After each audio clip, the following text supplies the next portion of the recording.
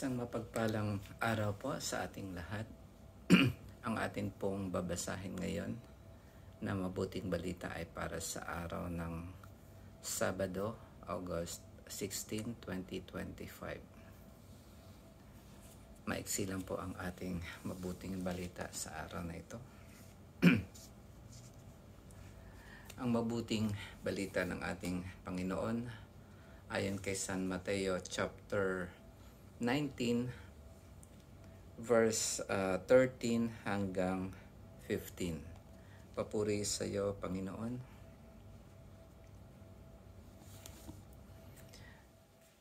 May nagdala ng mga bata kay Jesus upang hilingin ipatong niya sa mga ito ang kanyang kamay at ipanalangin. Ngunit pinagwikaan sila ng mga alagad. Datapwat sinabi ni Jesus, "Hayaan ninyong lumapit sa akin ang mga bata. Huwag ninyo silang hadlangan, sapagkat sa mga katulad nila naghahari ang Diyos." Ipinatong niya sa kanila ang kanyang kamay, saka umalis. Ang mabuting balita ng ating Panginoon. Pinupuri ka namin, Panginoong Hesukristo.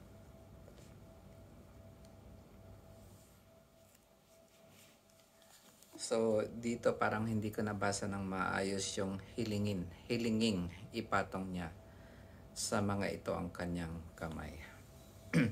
Bakit kaya parang pinagbawalan ng mga alagad na ipatong ng ating Panginoon ang kanyang kamay sa mga bata at ipanalangin?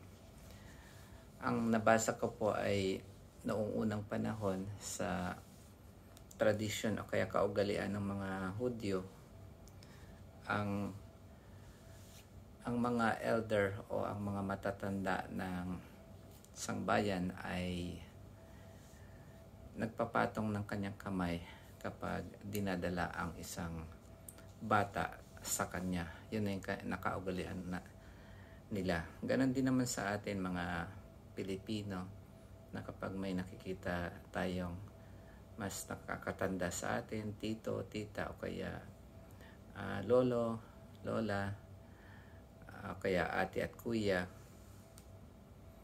nakasanayan na nating magmano sa kanila. Yun na rin yung tradisyon natin o kultura na nakaugalian natin. Tapos sinasabi natin na bless you, pagpalain sila ng ating Panginoon. Pero ano kaya ang dahilan kung bakit hinadlangan ng mga alagad ni Jesus? Hindi naman dito nasabi, pero ang isang komentaryo dito na ang mga alagad ay dahil sa mahina ang kanilang pananampalataya sa Panginoong Jesus, na para bang totoo nga na nakapagpagaling siya ng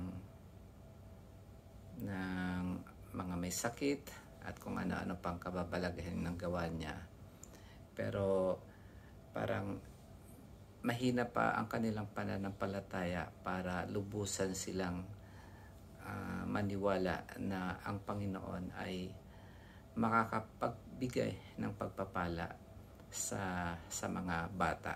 Parang hindi pa ganun ang kanilang pananampalataya, na mas lalo pang higit ang kakayahan ng ating Panginoon maliban sa mga ginawa niyang himala at mga pagpapagaling sa mga may sakit. Hindi pa nila lubusang nakikilala ang ating Panginoon. At ang sinabi ng Panginoon ay huwag ninyong ipahintulot or huwag ninyong tutulan na ipatong niya ang kanyang kamay sa mga bata at ipanalangin sila. Kasi nasa mga bata ang paghahari ng Diyos, o kaya sa mga bata naghahari ang Diyos. Siguro maliwanag naman sa atin na hindi naman ibig sabihin na maging mag-asal tayo na katulad ng mga bata na parang immature na. Pero meron kasing mga katangian yung mga bata na yun ang maganda sa mata ng ating Panginoon. Ang isa po dito ay, ang isang katangian ng bata ay hindi sila yung parang nagkakaroon ng parang silakbo ng damdamin na parang kahit mali na ay ginagawa pa rin. Yung mga ganong klaseng damdamin. Pangalawa, hindi sila yung mapaghiganti na kapag nagawan sila ng pagkakamali ay kinabukasan parang bigla na lang nawala yun. Hindi sila nagtatanim ng sama ng loob. Yung pangatlo, hindi sila yung isang katangian nila ay hindi sila naghahangad ng higit pa sa kanilang mga pangangailangan. Kumbaga kung ano yung nandyan, sapat na yun hanggat napufulfill mo or na ibibigay mo yung mga pangangailangan nila. Tsaka yung pang-apat, mas nakikita nila yung panloob na kaanyuan ng tao at hindi yung panlabas. At ang panglima, hindi sila nalulungkot dun sa mga pagkawala ng mga material na kayamanan o kaya mga makamundong bagay.